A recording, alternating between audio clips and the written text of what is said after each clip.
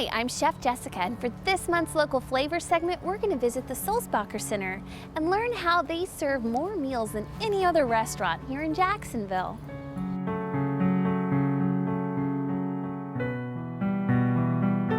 Tell us a little about the history of the Sulzbacher Center. The Sulzbacher Center is one of the largest nonprofits in Northeast Florida that deal with homelessness. We have 350 beds approximately. We are open 7 days a week, 365 days a year to help those in need in Jacksonville. Tell us a little about your food service program. How many meals a day and who's it open to? Well, we have a large meal service program. We provide 3 meals a day to our residents, 7 days a week. We also provide 2 meals a day, lunch and dinner, to anyone in the community. It is open to anyone, and we encourage people that are in need of food to get in line, and we will provide them a nutritionally balanced meal. So how many meals a day are you serving? We average about 1,200 meals a day. Wow. And do you ever have to turn people away? We never have to turn people away. It's our goal and my goal to make sure that everyone that is hungry gets something to eat. When you're making such a huge volume of food, where do you get it from? What are your resources? You know, we partner with a lot of agencies. We try to incorporate as many fresh fruits and vegetables as we can. We partner with the food bank locally. We partner with for-profit agencies that we on occasion have to buy food from.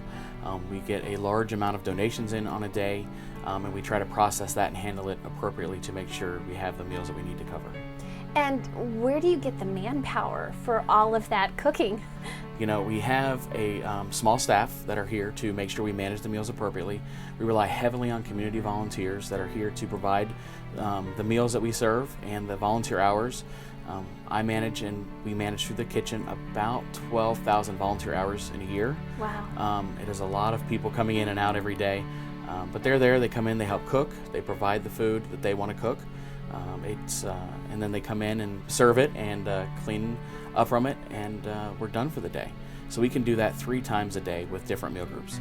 And then are the residents involved at all with the meal prep here? Yes, we need the residents' help. We could not produce enough food for everyone without the residents' help. They do a lot of the cleaning and organizing and prepping, and we try to make it fun and have a good time at it, but also making sure that we follow the right safety standards and make sure we're making good food. So if someone wants to get involved, if they want to volunteer or donate to the Sulzbacher Center, what's the best way to do that? Typically people go through our website, sulzbachercenter.org, to get the information under our volunteer contact page. And there's a lot of the information that they need to become volunteers and sponsor a meal or come in and do other activities that we have throughout the building. What is your biggest challenge here? Our biggest challenges are, one, we don't ever know how many people we're going to feed in a day. We always have an estimate. Some days the weather could be a factor and we feed less or more that day.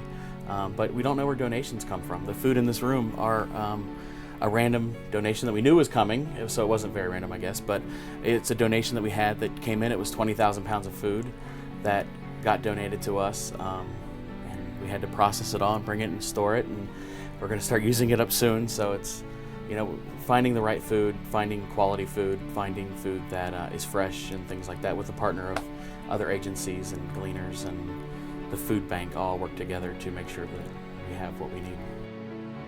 How did you start working here?